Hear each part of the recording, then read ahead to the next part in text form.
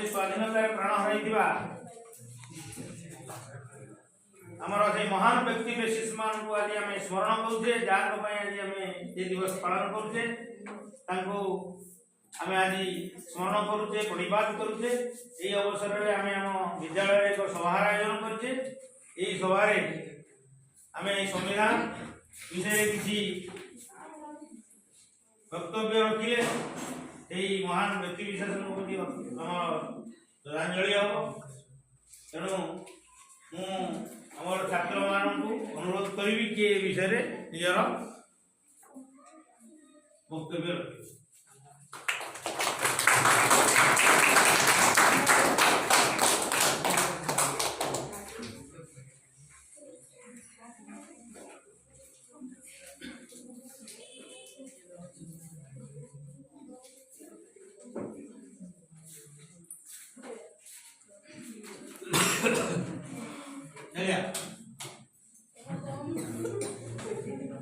अच्छा के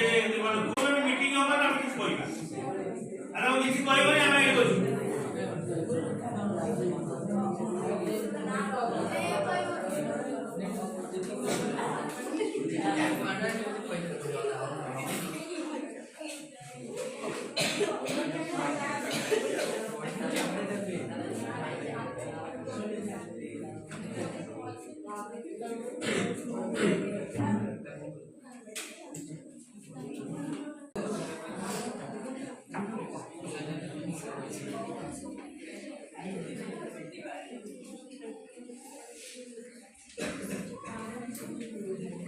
Hey,